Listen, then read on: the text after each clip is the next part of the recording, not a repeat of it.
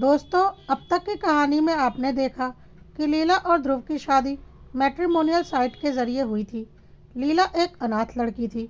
उसने ध्रुव का परिवार अच्छे से संभाल लिया था और ध्रुव के परिवार में सब उसे पसंद करने लगे थे। लेकिन फिर लीला का एक्सीडेंट हुआ, जिसमें उसके चेहरे पर एक बड़ा सा दाग आ गया, जिसकी वजह से वह थोड़ा अजीब व्यवहार करने लगी थी।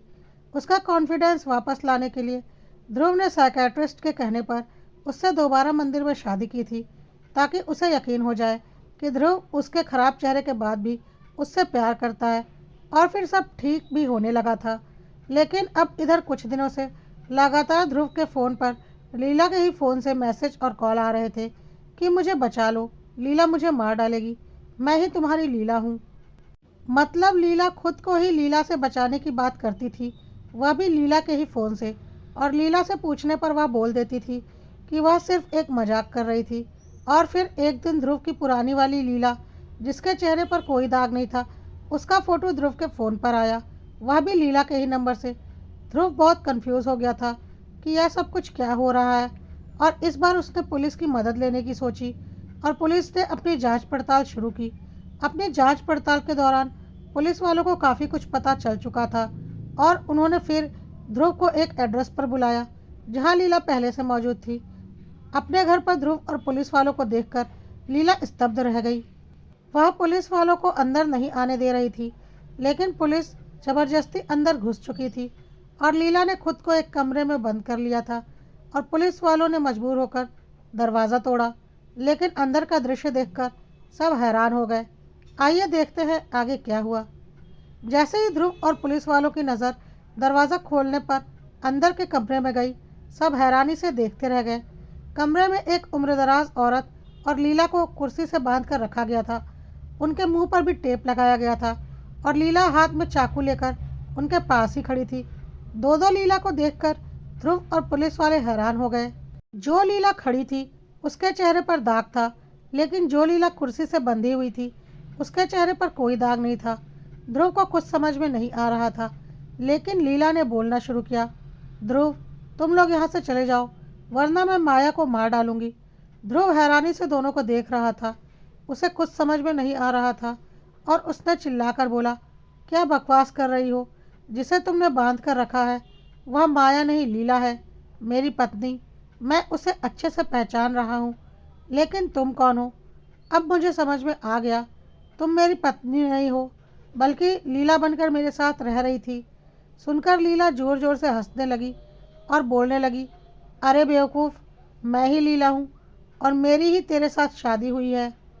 जिसे तुम अपनी पत्नी बोल रहे हो ना, वह लीला नहीं, उसका नाम माया है।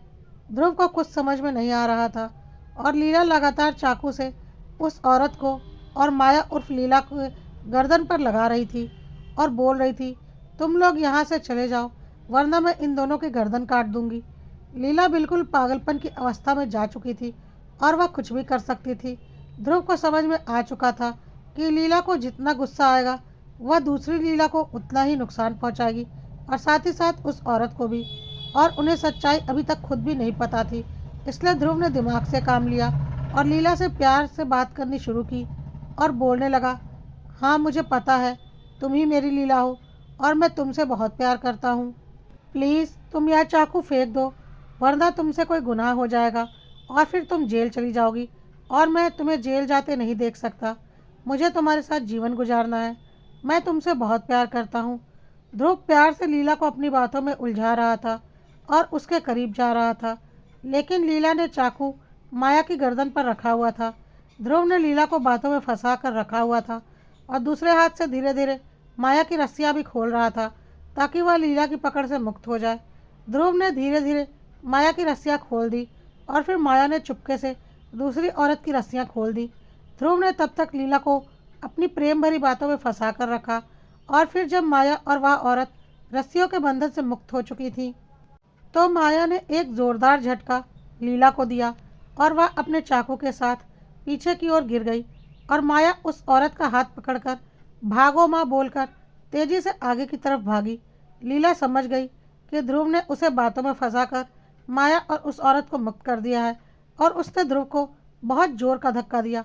साथ ही उसके पीछे खड़े पुलिस वालों को भी वह अपने चाकू से हल्का सा कट मारकर वापस से माया की तरफ भागी और माया को बहुत ज़ोर से दबोच लिया और उसकी गर्दन पर चाकू रख दिया। दूसरी उम्रदराज औरत तो थोड़ा आगे की ओर निकल चुकी थी, लेकिन माया लीला की पकड़ में आ गई थी और लीला पागलों की तरह चिल्ला रही थी, इस माया ने मेरी पूरी ज़िंदगी बर्बाद कर दी। बचपन से लेकर आज तक इसकी वजह से मुझे सिर्फ नफ़रत ही मिली है दुनिया की। मुझे कोई प्यार नहीं करता।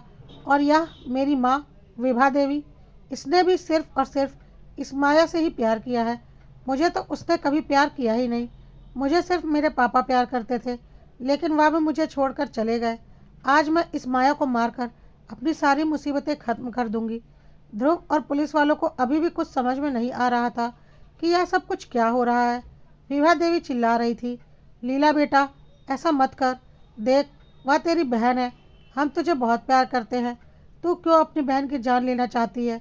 और लीला चिल्ला रही थी, कोई बहन नहीं है मेरी। माँ, तुम छोटे से ही सिर्फ और सिर्फ माया से प्यार करती हो और आज भी सिर्फ माया से ही प्यार करती हो। मुझे तुमने कभी पसंद नहीं किया। तुम्हारी वजह से ही मेरे चेहरे पर यह दाग आ गया है, लेकिन आज मैं इस माया को मार दूंगी, तभी मेरे दिल को सुकून मिलेगा। विभा देवी उसे समझाने की बहुत कोशिश कर रही थी, पर लीला कुछ भी सुनने को तैयार नहीं थी। वह पुलिस वालों से गिड़गिड़ा रही थी, प्लीज़ मेरी बेटी को बचा लो, मेरी माया को बचा लो। लीला उसे मार डालेगी, यह उससे बहुत नफरत करती है।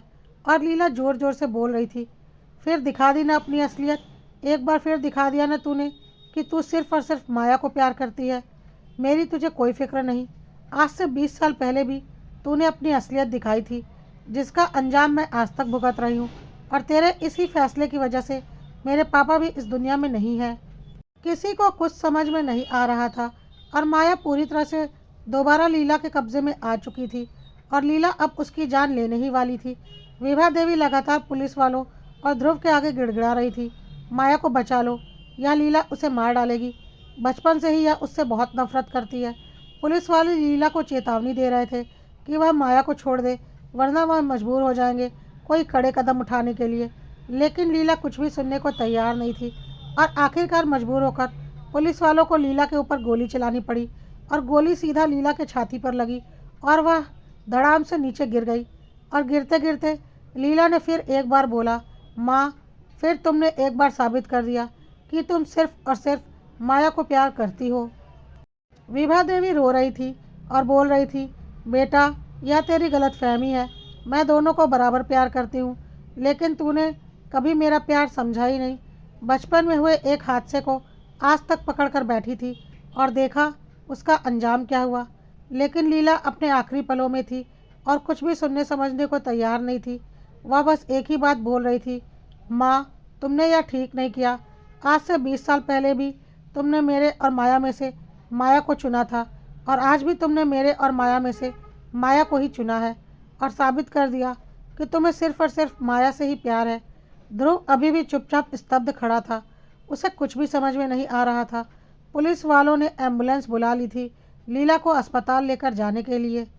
माया, विभा देवी और ध्रुव तीनों की आंखों में आंसू थे। किसी को कुछ समझ में नहीं आ रहा था। लीला ने ध्रुव का हाथ पकड़ लिया और बोला, शायद अब मैं इस दुनिया से चली जाऊं, कम से कम आखिरी सफ़र तक तो मेरे साथ अस्पताल तक चलो। और ध्रुव लीला के साथ एम्बुलेंस में बैठ गया। साथ में माया और उसकी माँ भी एम्बुलेंस में बैठ गए। लीला लगातार बोल रही थी। ध्रुव उसे चुप रहने के लिए बोल रहा था, लेकिन लीला बोल रही थी, ध्रुव, आज तुम सारी सच्चाई जान लो। लीला ने बोलना शुरू किया, आज से 20 साल पहले हम दोनों जुड़वा बहन, मैं और माया, लगभग 5 साल के थे। सर्दियों का दिन था। हम सब रज़ाई में सो रहे थे कि एकाएक पता नहीं कैसे हमारे घर में आग लग गई और बुरी तरह से आग पूरे घर में फैल चुकी थी। मेरी आँख सबसे पहले खुली थी। कुछ समझ में नहीं आया और मैं बेड से उतरकर इधर उधर भागने लगी। तब तक मम्मी पापा भी जाग गए। माया बेड पर ही सोई हुई थी। मम्मी ने जल्दी से माया को गोद में उठाया और बोला, जल्दी बाहर भागो, घर में आग लग गई है। एक बार भी मेरा ख्याल नहीं आया मम्मी को और मम्मी पापा को खींचते हुए बाहर की ओर चलने के लिए बोलने लगी और तीनों बाहर निकली। मुझे घर में ही छोड़ दिया। लेकिन फिर मेरे पापा को मेरी याद आई और वह मुझे लेने के लिए वापस अंदर आए और मुझे गोद में उठा लिया। लेकिन आग बहुत बढ़ चुकी थी। उसकी लपटों ने मेरा चेहरा बिगाड़ दिया था, लेकिन पापा ने मुझे गोद में उठा लिया था और मुझे सुरक्षित बाहर की ओर फेंक दिया था। लेकिन मेरे पापा उस आग से नहीं बच पाए थे और वहीं पर उनका देहांत हो गया था। लेकिन मेरी माँ ने उस दिन अपनी असलियत दिखा दी थी कि वह सिर्फ अपनी प्यारी बेटी को लेकर घर से बाहर भाग गई थी और अपनी दूसरी बेटी का उन्हें ख्याल तक नहीं आया था। विभा देवी बोल रही थी, नहीं बेटा, यह तेरी गलतफहमी थी। हमारी आँख खुली, चारों ओर आग और धुआं था, दिमाग सुन्न पड़ गया था। बेड पर मुझे सिर्फ माया दिखी थी। मुझे तो उस वक्त समझ में भी नहीं आया था कि यह माया है या लीला, और बस मैंने उसे गोद में उठा लिया था। मुझे लगा शायद तुम उठकर बाहर की तरफ भागी हो, क्योंकि तुम घर में कहीं पर भी नहीं दिख रही थी। तो हमारे सामने जो बचा था, हमें उसे बचाना था, इसलिए मैंने माया को जल्दी से गोद में उठा लिया। मुझे और तुम्हारे पापा को यही लगा कि शायद तुम बाहर की ओर भाग गई होगी, इसलिए हम तेज़ी से बाहर आए, लेकिन तुम बाहर नहीं थी। तो मैंने चिल्लाया कि मेरी दूसरी बेटी अंदर ही रह गई और माया मेरी गोद में थी। उस वक्त तक भी मुझे ध्यान नहीं था कि मेरी गोद में माया है या लीला, और ना ही तेरे पापा को ध्यान था। बस इतना ध्यान था कि हमारी एक बेटी सुरक्षित है, इसलिए तेरे पापा तुझे बचाने के लिए दोबारा अंदर गए। लेकिन आग इतनी फैल चुकी थी कि उन्होंने तुझे तो बचा लिया, लेकिन खुद को नहीं बचा पाए, और उसी आग में तेरा चेहरा भी खराब हो गया था। लेकिन इसमें माया का कोई दोष नहीं था और ना ही मेरा। यह सब कुछ नसीब का दोष था। लेकिन लीला इन बातों को मानने के लिए तैयार नहीं थी और अभी भी बोल रही थी, झूठ मत बोलो माँ, तुमने सिर्फ और सिर्फ अपनी प्यारी बेटी को बचाया था। मुझे तो मेरे पापा ने बचाया था, और तुम्हारी इसी लालच की वजह से मेरे चेहरे पर यह दाग आ गया, जिसकी वजह से मेरा पूरा बचपन दुनिया के ताने सुनते हुए गुजरा है। स्कूल में मेरा कोई दोस्त नहीं बनता था, सब मुझसे दूर रहते थे। जवान होने पर कोई लड़का मेरी तरफ देखता भी नहीं था, सब मुझसे दूर रहते थे और माया के सब दीवाने थे। मुझे बहुत गुस्सा आता था कि तुमने अपनी प्यारी बेटी के लिए मेरी कुर्बानी दे दी, मेरा जीवन खराब कर दिया। और मुझे बहुत अच्छे से पता था कि जब हमारी शादी की उम्र हो जाएगी तो मेरी शादी भी नहीं होने वाली, इस दाग की वजह से और तुम्हारे और इस माया की वजह से। और यही हुआ, यह बात तुम भी जानती हो। इसलिए मैंने तुम्हें माया से दूर करके अपने कब्जे में रख लिया और उसे ब्लैकमेल करके उसे लीला बना दिया, और मैट्रिमोनियल साइट पर लीला के नाम से उसकी फ़ोटो लगाकर उसका अकाउंट बनवा दिया। कितनी आसानी से माया को ध्रुव मिल गया ना। लेकिन मैंने कितनी कोशिश की थी, मुझे कोई नहीं मिला। इसलिए मैंने सोच लिया था कि अब मैं अपनी ज़िंदगी और बर्बाद नहीं होने दूंगी तुम लोगों की वजह से। और जिस दिन माया ध्रुव से मिलने पहली बार जाने वाली थी, मैंने माया को लीला बनाकर ध्रुव से मिलने के लिए भेजा। तुम्हें तुम्हारी जान बचाने के लिए माया वही करती थी जो मैं उसे बोलती थी। हाँ ध्रुव, तुम्हारी शादी माया से ही हुई थी कोर्ट में, लेकिन कोर्ट में वह लीला बनकर गई थी। कोर्ट में जो भी डॉक्यूमेंट लगे थे ना, आधार कार्ड वगैरह, वह मेरे थे, यानी कि लीला के। और फिर मैंने माया से एक्सीडेंट का नाटक करवाया और डॉक्टर को कुछ पैसे देकर मैंने माया की जगह ले ली, और असली लीला तुम्हारे घर आ गई। माया को भी मैंने अपनी कैद में रख लिया, क्योंकि सच्चाई यही थी कि लीला तो मैं ही थी। लेकिन फिर भी मेरा मन गवाही नहीं देता था तुम्हारे साथ पति पत्नी का रिश्ता निभाने को, क्योंकि शादी तो हमारी नहीं हुई थी, भले ही डॉक्यूमेंट्स मेरे थे।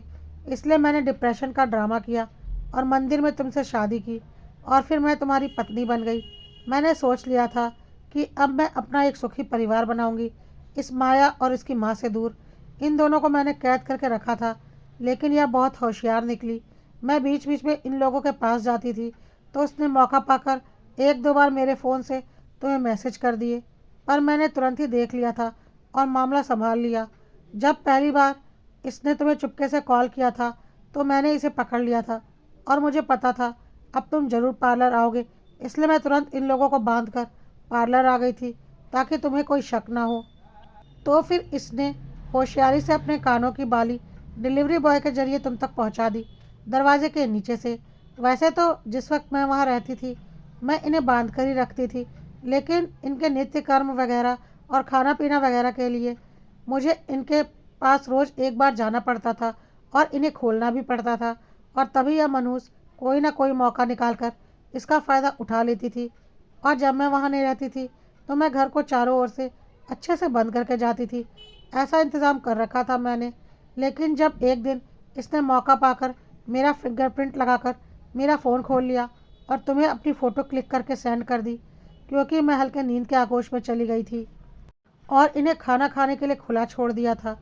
लेकिन इसने मेरे फ़ोन से उस मैसेज को डिलीट कर दिया था, इसलिए मैं समझ नहीं पाई और मुझे इस बारे में कुछ पता नहीं चला, और तुमने इसी का फ़ायदा उठाकर मेरे पीछे पुलिस लगा दी, जो कि कुछ ही दिन पहले मुझे समझ में आया कि इसने किसी न किसी तरीके से तुमसे कांटेक्ट कर ही लिया है।